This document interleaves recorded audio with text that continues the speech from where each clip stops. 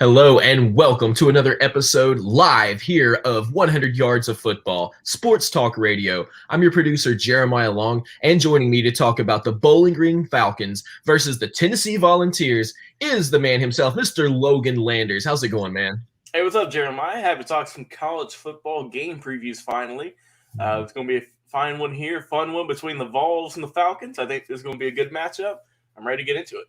Awesome. Yeah. And for everybody watching, thank you so much for watching. All of our Bowling Green Falcons fans, and especially our Tennessee Volunteer fans, we are so ready for this football season to get started, to get back in the stands, to go to the tailgates, to see that sea of orange for Tennessee, or looks like that sea of burgundy-ish. Yeah, that's a great color. I'm not exactly sure what to call it. It's an orangish color. I like that color, though. It's a great looking logo, too. But for Bowling Green Falcons fans, getting back out to the tailgates to see their players live, and for the Tennessee Vols getting back in that sea of orange, going back to Neyland, being 100,000 plus deep, in a stadium. Everyone's looking forward to really getting back to this great football season. And without further ado, Mr. Landers, tell us, what do we have to look forward to for Bowling Green Falcons versus these Tennessee Volunteers? Well, if you're a Bowling Green Falcons fan, you're hoping for an improvement on last year. They went 0-5, so you're hoping for just to get a win this year, and that's going to be an improvement. I don't think it's going to happen in this game personally, but I think that they do have some things they can work on, some things that they have that they're doing right. But like I said, if you're a Falcons fan coming into this game trying to get the upset against Tennessee, well, you know that Tennessee's been upset before, and they have a chance. There's always going to be a fighting chance for any team.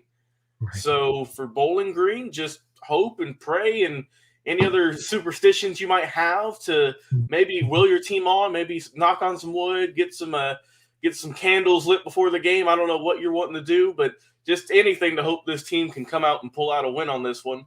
Because, yep. You didn't get a win last year, so hopefully you can improve on that this year.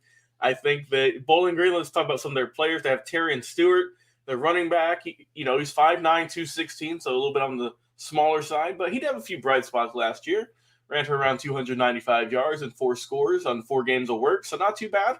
I think he's really going to be the key in, getting some offense together for this Falcons team. So he's their anchor. He's the one that's got to get these points coming, and that's kind of been Bowling Green's Achilles heel is they've not been able to really get much offense going on the board. So some other guys I think are going to have a good day is Tyrone Broden, who is the wide receiver. And we're going to see how Drew Gunther's going to do, the redshirt freshman at quarterback. Can he have, the game of his life against this Vols team? Or are we going to see that, he is a freshman and he's still got some learning to do? So the offense, that's kind of their big thing is, can you get it going this season? I don't know if you're going to be able to get it done against the Vols, but we've seen that the Vols can have, they can pick and choose kind of when they want to play some stagnant defense. So they might have a few opportunities. And for the defensive side for Bowling Green, you have Darren Anders, the sophomore linebacker, 6 foot 235. I think he's going to be doing a good bit of work because this was last year the nation's worst run defense. And he was the one guy that you could look to and say, look, he's not the one screwing this up. Right. So I think he's definitely going to be a big factor in getting a bunch of tackles. We're going to see if he can maybe get an interception or two potentially, but they definitely have to get some turnovers. He did good last year, led the team with 55 tackles, also had 4.5 tackles for losses. So he's doing all the work he can, but can he get some guys around him? Some guys like defensive tackle Walter Hare, like cornerback Deanna Burns, so on and so forth. Can these guys put in the work and pull off the upset of the century and doing this against the Volunteers? Like I said, I think Drew Gunther's going to have a great game at the quarterback. He's coming in. He's having to face Tennessee. Like you said, it's going to be a ruckus crowd. Can he do it? He's transferring over and from Syracuse. So he's coming over. We'll see what he can do for the Falcons, and we'll see if they can put up a fight against this Vols team. But let's go over to the Tennessee Vols. And I think that, even though they didn't have the best season last year, they went 3-7. I think they are going to do a lot better this year. We just talked the other week about who's going to be the quarterback heading into this season. I think it's going to be, amazing stud Josh Bailey. I think he's going to be the guy who's going to be doing good. Or excuse me, Harrison Bailey. I think he's going to be the guy who's going to be, being the starting quarterback for this Vols team. So, but you never know. I don't know who Coach Heupel's going to go with. I think that's my pick, but we'll see coming into week 1 who they're going to have. It might be another guy, or it's going to be our pick with Bailey. You never know. So I think the big thing is who's going to be your quarterback, how are they going to perform, and can your defense hold up against this Bowling Green team who might come out with a little bit more fire than people might think. It is week 1. They're trying to upset, Tennessee, which is, even though they didn't have the best record last year, still an SEC team, still a great team. So you're having, all this just joy of coming and playing football once again. And for Tennessee, I think that they might have a few plays, a few downs where Bowling Green might get the upper hand. But overall, in 4 quarters, I think Tennessee does have the better team, the better lineup.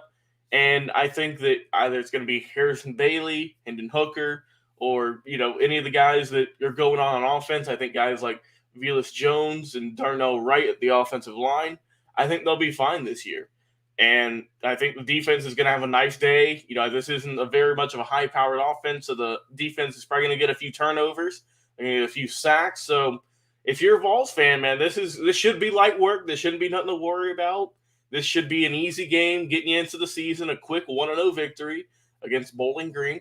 And overall, I think the Vols are going to win big in this one. I'd say Jeremiah, they might win more, get about 4 or 5 touchdowns on them and get that lead. So I think they might win by 28 or 35. I think it should be easy, but you never know. You just never know, man. It could be a closer game than people realize.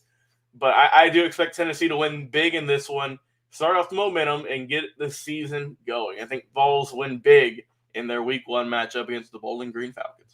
I definitely agree with you. Go Vols. Can't wait to see it happen. The Bowling Green Falcons, please come and bring your all, because this Tennessee Volunteers team has something to prove. They're going to come in. They did not have a winning season last year, but this is a team with a huge, huge legacy. This is my home team. This is a team that has a new coach. It is a rebuilding year. And so I just want to see the Volunteers hit the ground running. I want to see Bowling Green do well too, but let's see these Vols hit the ground running. Let's see Harrison Bailey sling some. Let's really see these patterns start to emerge. And let's see what kind of systems that Mr. Heupel is planning to put in for us, so that we get this new coach, new system, a lot of new players, and just a lot of opportunities. So I just want to see the Tennessee Vols hit the ground running. I want to see them rock out. And, I think this is going to be a great game. I can't wait to see them in person again. So, if anybody else is watching and you'd love to see the Vols live at Neyland, or if you want to go and see your Bowling Green Falcons, please tell us in the comments what you're so excited for this season, because I know I am hyped.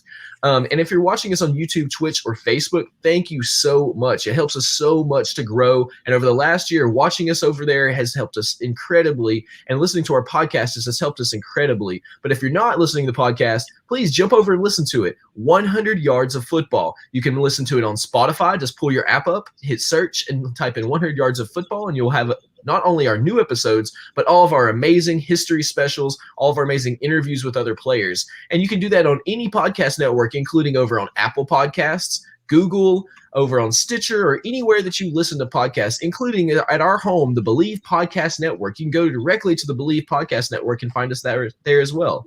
So for the entire team, I am Jeremiah Long, the producer, and you've been listening to our breakdown of the Bowling Green Falcons versus the Tennessee Volunteers with our host, Mr. Logan Landers. We'll be right back with another live video.